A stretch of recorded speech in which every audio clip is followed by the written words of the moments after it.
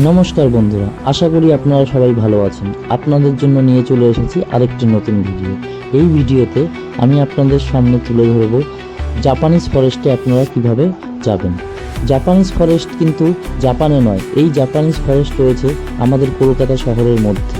আপনারা কিভাবে এই জাপানিজ ফরেস্টে পৌঁছাবেন এবং কত টাকা দিয়ে টিকিট সংগ্রহ করতে হবে, সম্পূর্ণ তথ্য আমি এই ভিডিওতে আপনাদের সঙ্গে তুলে ধরব।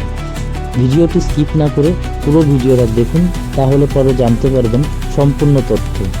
এই জাপানিজ ফরেস্ট জায়গাটি আপনাদের খুবই পরিচিত একটি জায়গায় অবস্থিত। আপনারা অবশ্যই যখন আমি বলবো তখন অবাক হয়ে যাবেন যে এই জাপানিজ ফরেস্টটি আপনাদের এত কাছে এবং একটি সুপরিচিত জায়গার কাছেই রয়েছে। এই জাপানিজ ফরেস্ট রয়েছে ইকো পার্কের মধ্যে। আপনারা যদি ইকো পার্কে ঢোকেন, 30 টাকা দিয়ে টিকিট সংগ্রহ করে ইকো পার্কে প্রবেশ করলে পরে সেই টিকিট দিয়েই আপনারা জাপানিজ ফরেস্টে পৌঁছতে পারবেন। এবং আপনারা যদি মনে করেন অনলি আপনারা জাপানিজ ফরেস্টে আসবেন, তাহলে পরে জাপানিজ ফরেস্টের জন্যও আপনাদের 30 টাকার টিকিট সংগ্রহ করতে হবে। দুরকমভাবে আপনারা আসতে পারেন। যদি মনে করেন যে শুধু জাপানিজ ফরেস্ট দেখব, তাহলে পরে জাপানিজ ফরেস্টে আসতে হলে ইকো পার্কের যে আইফেল টাওয়ারটা রয়েছে সেখানে গেট নাম্বার 8-এ আপনাদের টিকিট কাটতে হবে এবং জাপানিজ ফরেস্টে আসতে হবে। আর আপনারা যদি মনে করেন সকাল সকাল বেরিয়ে আপনারা ইকো পার্ক পুরো ঘুরে তারপরে জাপানিজ ফরেস্টে আসবেন, তাহলে পরে 1 নম্বর গেটের দিক দিয়ে এগোতে এগোতে আপনারা যখন আইফেল টাওয়ারের দিকে আসবেন, তখন এই জাপানিজ ফরেস্টে আপনারা পৌঁছতে পারবেন এবং ঢুকতে পারবেন। তার জন্য কোনো টিকিট লাগবে না। যেই টিকিট দিয়ে আপনারা ইকো পার্কে ঢুকেছিলেন সেই এক টিকিটেই আপনারা জাপানিজ ফরেস্টেও ঢুকতে পারবেন।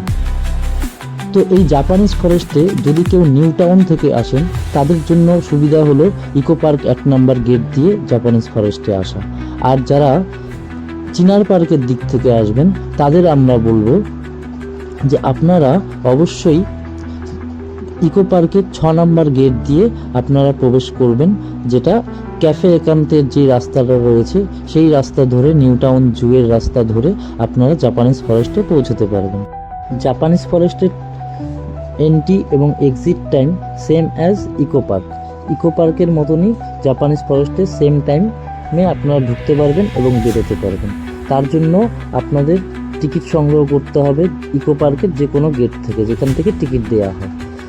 আমার এই ভিডিওটি যদি আপনাদের বন্ধুরা ভালো লেগে থাকে, অবশ্যই লাইক, শেয়ার, সাবস্ক্রাইব করবেন এবং আমাকে আরও উৎসাহী করবেন, আমি যাতে আরও নতুন নতুন ভিডিও বানাতে পারি এবং আপনাদের সঙ্গে শেয়ার করতে পারি। আপনারা অবশ্যই আমাকে কমেন্ট করে জানাবেন এই জাপানিজ ফরেস্ট আপনাদের কেমন লাগলো। যারা অলরেডি চলে এসেছেন তারা কমেন্ট করে জানাবেন কেমন লেগেছে, আর যারা আসবেন তারা ঘুরে যাওয়ার পর অবশ্যই আমাকে জানাতে ভুলবেন না। নমস্কার বন্ধুরা।